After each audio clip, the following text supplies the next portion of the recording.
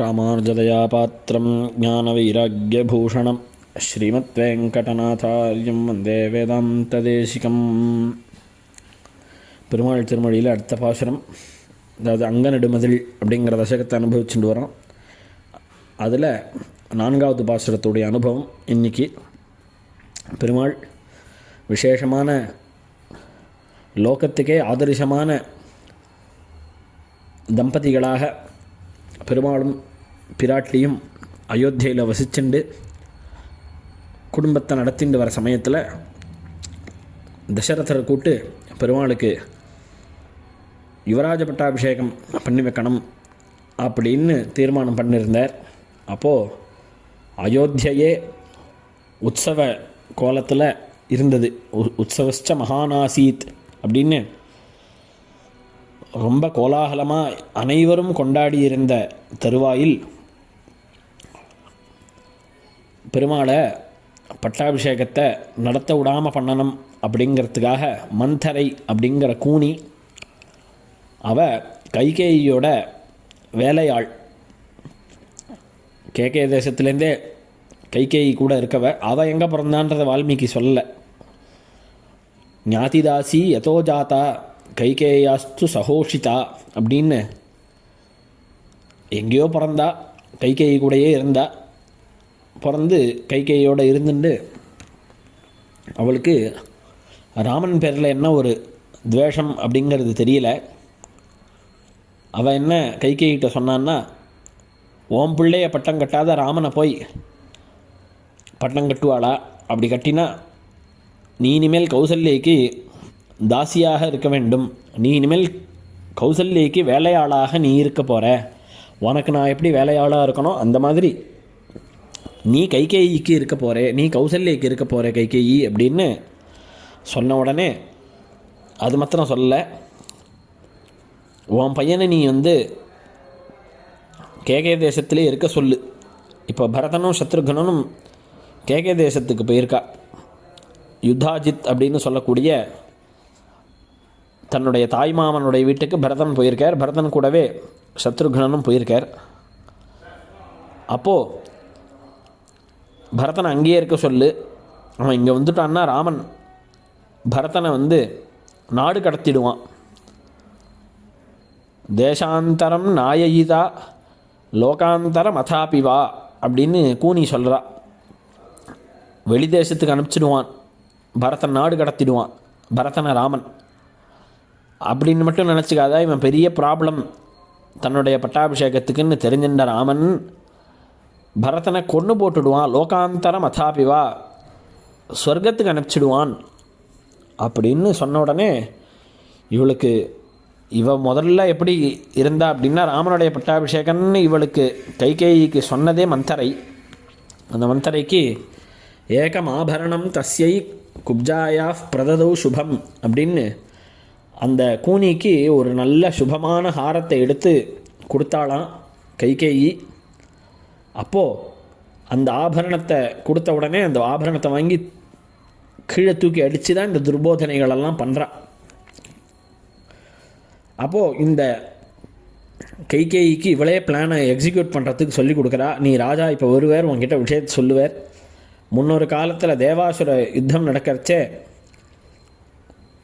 அந்த யுத்தத்தில் நீ தசரதருக்கு தேரோட்டி அவரோட உயிரை காப்பாற்றினத்துக்கு அவர் ஒரு 2 வரம் கொடுத்தார். அந்த 2 வரனை இப்போ நீ கேளு தசரதர்கிட்ட. சத்தியத்துக்கும் தர்மத்துக்கும் கட்டுப்பட்ட ராஜா அந்த சத்தியத்தை மீற மாட்டேன்னு சொல்லுவார்னு நினைக்கிறியா? சத்தியத்தை மீறிடுவேன் அப்படின்னு சொல்லுவார்னு நினைக்கிறியா? அவர் மீற மாட்டார். இப்போ நீங்கள் என்ன பண்ணணும், அந்த 2 வரத்தையும் எனக்கு இப்போ கொடுக்கணும்னு கேட்கணும். ஒரு வரத்தினால இப்போ நடக்கக்கூடிய பட்டாபிஷேகம் ராமனுக்கு ஏற்பாடாகி இருக்கக்கூடியதான இந்த யுவராஜ பட்டாபிஷேகம் பரதனுக்கு நடக்கணும்னு கேட்கணும். 2வது விஷயம், ராமன் 14 வருஷம் வனவாசம் பண்ணணும் அப்படின்னு நீ கேட்கணும். இப்படின்னு இவ பிளானை போட்டு கொடுக்குறா. அதன் பிரகாரம் தசரதர்கிட்ட இவ இப்படியே கேட்குறா. அதுக்கு முன்னாடி ட்ராமாவெல்லாம் பண்ணி ஒரு கோப கிரகம் அப்படின்னு சொல்லி கோபிச்சென்று இருக்கக்கூடியவர்கள்லாம் அந்த கிரகத்தில் இருப்பாள். அதாவது ஒரு ரூம், அது அரண்மனையில் கோபமாக இருந்தால் அங்கே போயிடுவாளாம். அப்போது தசரதர் வந்து கேட்குறார், எனக்கு உனக்கு என்ன வேணாலும் நான் பண்ணுறேன், நான் ராமன் மேலே பிரதிஜை பண்ணி சொல்கிறேன், நீ என்ன கேட்டாலும் நான் பண்ணித்தரேன்னு உடனே கைகேயி இந்த வரத்தை கேட்குறா. கேட்ட உடனே தசரதர் மயங்கி கீழே விழுந்தார், மூர்ச்சை ஆயிட்டார். அப்போது சுமந்திரனை கூட்டு ராமனை அடிச்சுட்டு வா, ராஜா வர சொல்கிறார் அப்படின்னு சொல்லி இவளே தசரதர் இந்த வரத்தை தவிர வேறு என்ன வேணா கேளுமா அப்படின்னு சொல்லி வசிஷ்டர், எங்கள் ரங்கநாதன் இவாளை தவிர வேறு யாரையும் சேவிக்காத நான் உன்னை சேவித்து கேட்டுக்கிறேன் கைகேயி, இந்த வரத்தை மாற்றிக்கோ. அஞ்சலியும் குருமி கைகேயி பாது சாப்பி ஸ்பிருஷாமிதே, உன்னை கை கூப்பி கேட்டுக்கிறேன், இல்லை காலை பிடிச்சி வேணாலும் கேட்டுக்கிறேன், இந்த வரத்தை மாற்றிக்கோன்னு அவள் மாற்றிக்கிறதா தெரியல. உடனே சுமந்திரனை கூட்டு ராமன் அழிச்சுடுவான்னு சொல்லி ராமன் கிட்ட இவ தான் எல்லாத்தையும் சொல்கிறா. தசரதர் பேசக்கூடியதான நிலைமையிலேயே இல்லை, அவர் ஐசியூவில் இருக்க மாதிரி இருக்கார். இந்த பாசுரம் ஆழ்வார் அதில் இந்த சாரத்தை சாதிக்கிறார்.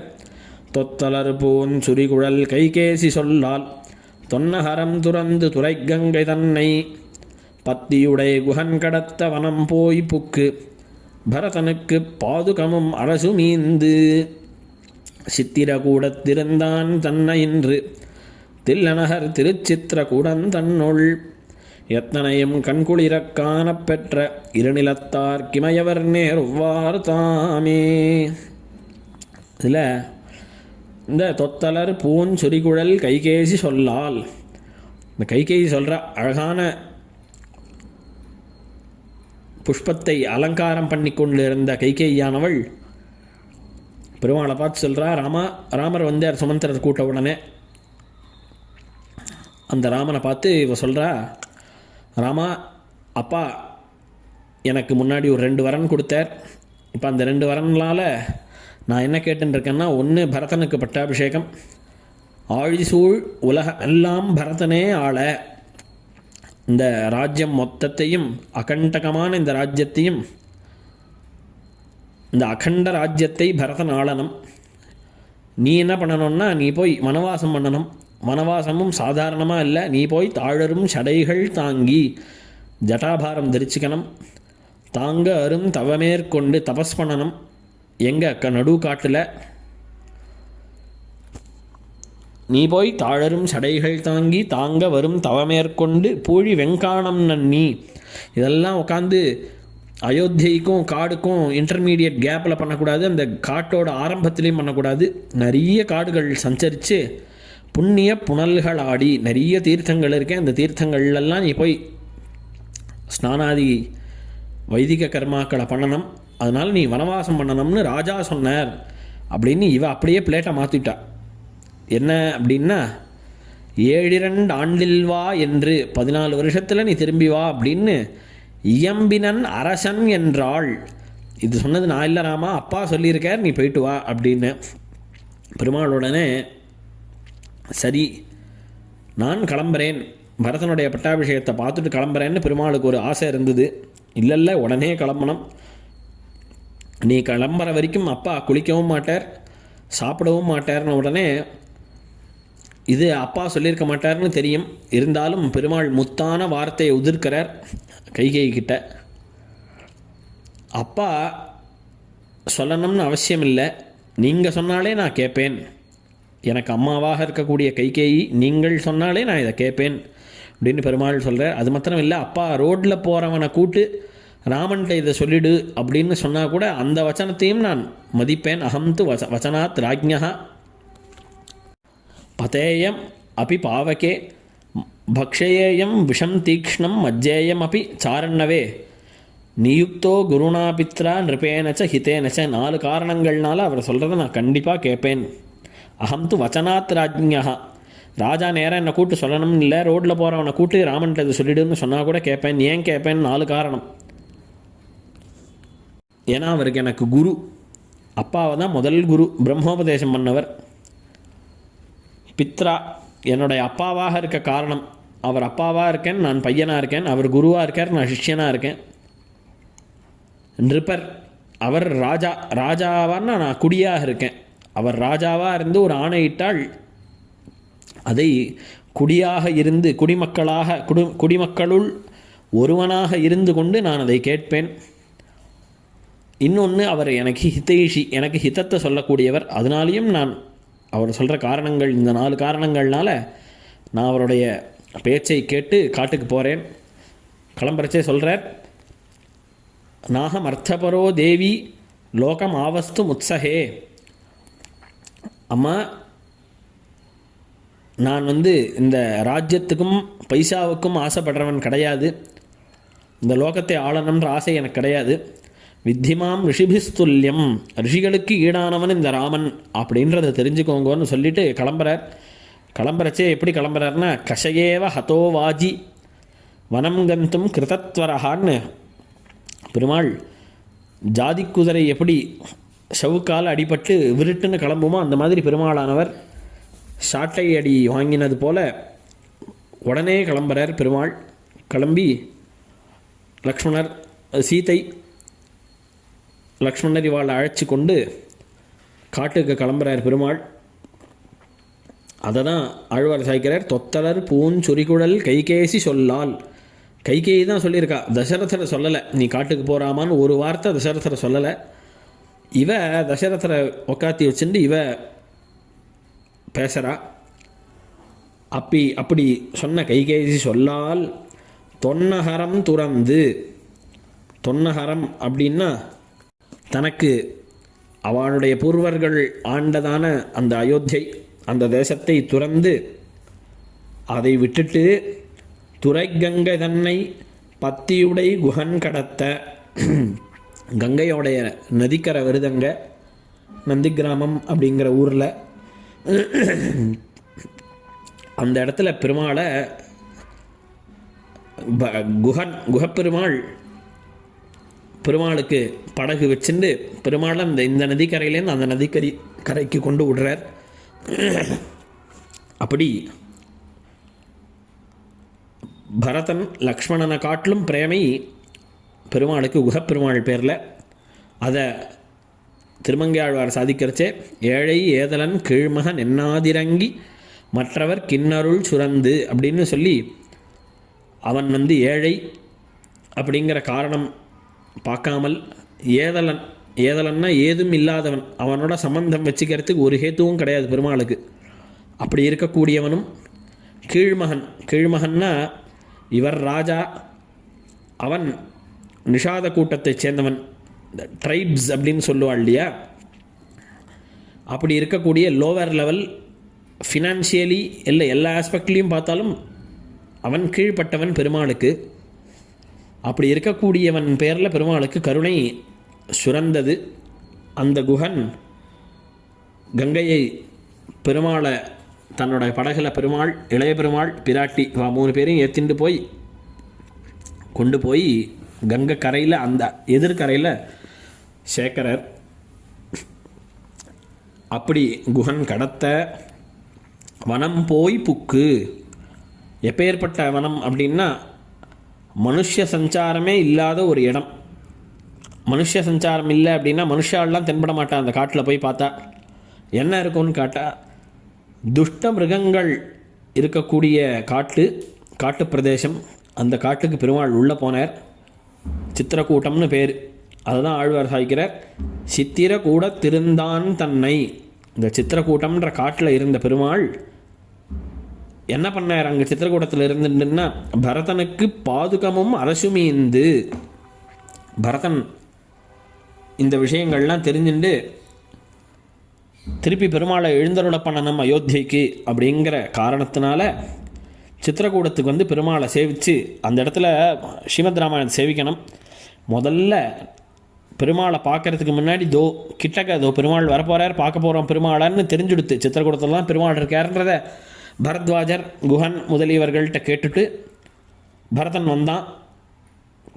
வந்த உடனே வரும்போதே, எனக்கு பெருமாளை சேவிக்காத பர்யந்தம் எனக்கு நமே சாந்திர் பவிஷ்யதி, எனக்கு சாந்தி ஏற்படாது, எனக்கு மனசில் நிம்மதியே ஏற்படாது, எனக்கு மனசு நிம்மதி ஏற்படணும்னா பெருமாளை நான் சேவிக்கணும், பெருமாளை சேவிக்காத பர்யந்தம் எனக்கு மனசில் நமே சாந்திர் பவிஷ்யதி, எனக்கு சாந்தி இருக்காது அப்படின்னு சாச்சார். அப்போ பெருமாளை பரதன் முதல் தடவை பார்க்குறார் இந்த மாதிரி கோலத்தில். என்ன கோலம் அப்படின்னா, ஜட்டை, மரவுரி, இப்படி இருக்கக்கூடிய பெருமாள். அப்போது ததர்ஷ பரதோ குரும் அப்படின்னர் மகர்ஷி வால்மீகி. தனக்கு குருவாக இருந்த ராமனை பரதன் கண்டான். என்ன குரு அப்படின்னா, இப்போ மேலே உபதேசம் பண்ண போகிறார் பரதனுக்கு. எப்படி ராஜ்யம் ஆளனம் அப்படின்னு கச்சித் சர்க்கம்னு பேர். அயோத்தியா காண்டத்தில் இருக்கக்கூடிய பெரிய சர்க்கம். அதில் ராஜ்ய நீதிகள் எல்லாத்தையும் பெருமாள் உபதேசிக்கிறார். அப்போது குரு தானே உபதேசம் பண்ணுவார். அதனால தான் வால்மீகி ததர்ஷ பரதோ குரும் அப்படின்னு ஆச்சாரியன் குருவை பரதன் கண்டான் அப்படின்னு. பரதன் உடனே சரணாதி பண்ணுறான். நீங்கள் திருப்பி அயோத்தியைக்கு எழுந்தருளி ராஜ்யத்தை ஆள வேண்டும், எங்களையும் ஆள வேண்டும் அப்படின்னு பிரார்த்திக்கிறார் பரதன். பெருமாள்கிட்ட சரணாதியே பண்ணுறார் பரதன். சரணாதி பண்ணி நீர் அவசியம் அயோத்தியைக்கு எழுந்தருளணும் அப்படின்னு சொன்னாக்க பெருமாள் உடனே இல்லை, இப்போ நான் வர்றதுக்கு முடியாது. ஏன் முடியாது அப்படின்னா, இப்போ நான் வனவாசம்னு அப்பாவுடைய வாக்கியத்தை பரிபாலனம் பண்ணணும் அப்படிங்கிறதுக்காக வந்திருக்கேன் அப்படின்னு மேலாக சொல்லிட்டார். ஆனால் உள்ள என்ன காரணம், ஏன் பரதனுடைய சரணாகதி பலிச்சுதா இல்லையான்னு பட்டிமன்றம். அதுக்கு சுவாமி தேசிகன் பதில் சாதிக்கிறார் அபயப்பிரதான சாரம் அப்படிங்கிற கிரந்தத்தில். ஏன் பெருமாள் இடத்துல பரதன் பண்ண சரணாகதி என்ன ஆச்சு அப்படிங்கிறதுக்கு தானே பதில் சாய்க்கிறார். முற்பாடரான தேவர்கள் பண்ணின பிரபத்திக்காக ராவணவதத்திற்கு எழுந்தருளுகையும். தேவதைகள்லாம் முன்னாடி சரணாகதி பண்ணிட்டா. ராவணன் ரொம்ப தொந்தரவு பண்ணுறான் எங்களை, நீர் தான் மனுஷனாக அவதாரம் பண்ணி ராவண சம்ஹாரம் பண்ணணும் அப்படின்னு பெருமாளை பிரார்த்திச்சா. அதனால தான் பெருமாள் ராமனாவே அவதாரம் பண்ணியிருக்கார். அவதாரம் பண்ணி தான் இப்பொழுது பித்ருவாக்கிய பரிபாலனம்ன்ற வியாஜத்தினால அயோத்தியை விட்டு தெற்க நோக்கி புறப்படுறார் பெருமாள். அப்போது இந்த விஷயம் ராமாயணத்தை பூர்த்தியாக பார்த்த சுவாமி தேசிகன் சாய்க்கிறார். இந்த ராவண வதத்திற்காக எழுந்தருளுகையும் பிற்பாடரான ஸ்ரீ பரதாழ்வான் பண்ணின பிரபத்திக்காக மீண்டு திருவபிஷேகம் பண்ணி ராஜ்யம் பண்ணுகையும் விருத்தமானபடியாலே. திருப்பி பரதன் சரணாதி பண்ணிட்டான்னா திருப்பி ராஜ்யத்துக்கு வர்றது அப்படின்னா இந்த தேவதைகள் பண்ண சரணாகதி பலன் இல்லாத போயிடும். அப்போ பரதன் பண்ண சரணாகதிக்கு பலன் இல்லையா அப்படின்னு கேள்வி தானே கேட்டுக்கிறார். ஸ்ரீ பரதாழ்வானுக்கு பிரபத்தி பண்ணின போதே பரமபலம் சடக்கென தலை கற்றில்லையே ஆகிலும். பரதன் பண்ண சரணாகதி உடனே பலன் கிடைக்கல. பரதன் என்னத்துக்கு சரணாகதி பண்ணார்? சரணாகதி பலன் கொடுக்குமே அப்படின்னா சரணாகதி எதுக்கு பண்ணார்னு பார்க்கணும். இப்போவே திருவபிஷேகம் சாத்திண்டு பட்டாபிஷேகம் பண்ணிக்கணும் அப்படின்னு பிரபத்தி பண்ணியிருக்கார் பரதன். அப்போது அந்த பலனானது உடனே அவருக்கு பலன் கொடுக்கல.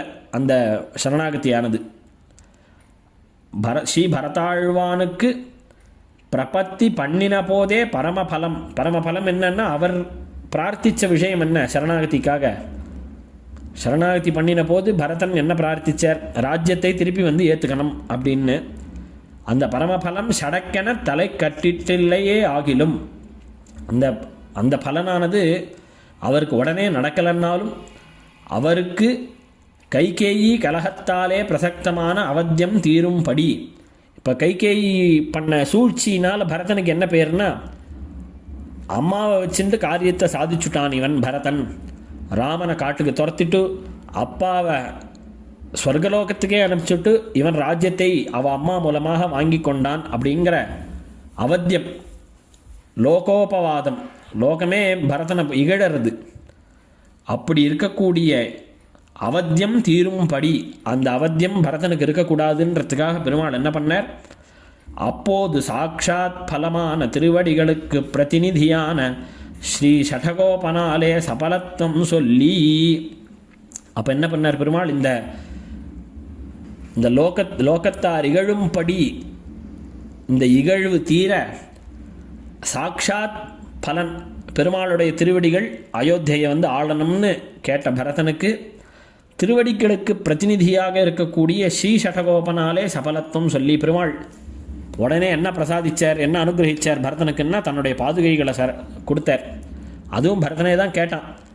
அதிரோஹாரிய பாதாபியாம் பாதுகே ஹேமபூஷிதே ஏதேஹி சர்வலோகஸ்ய யோகக்ஷேமம் விதாஸ்யதா அப்படின்னு, ஹே ஆரிய பெரியவனாக இருக்கக்கூடிய ராமா, இந்த பாதுகைகள் மேலே எழுந்தருளி நிற்கணும் நீர். இந்த எழுந்தருளி இருக்க நீர் எழுந்தருளின பிறகு இந்த பாதுகைகளை நான் எடுத்துக்கொண்டு அயோத்தியைக்கு திரும்புகிறேன் அப்படின்னர் பரதன். ஹேமபூஷிதே, ஸ்வர்ணமயமான இந்த பாதுகைகளை நீர் திருவடிகளில் சாத்தி கொண்டு எனக்கு பிரசாதிக்கணும், அதை வச்சுண்டு நான் இந்த ராஜ்யத்தை நடத்துகிறேன் அப்படின்னு. ஏதைஹி சர்வலோகஸ்ய, இந்த பாதுகைகளானது எல்லா லோகத்துக்கும் யோகக்ஷேமத்தை தரவல்லக்கூடியது அப்படின்னு இந்த பாதுகைகளை பெருமாள் பிரசாதிச்சார். அப்படி சபலத்தும் பாதுகைகள் மூலமாக ஏற்பட்டது பரதனுக்கு, பரதன் பண்ண சரணாகதிக்கு. அதுக்கப்புறம் பெருமாள் முன்னாடி தேவதைகள் பண்ண சரணாகதிக்காக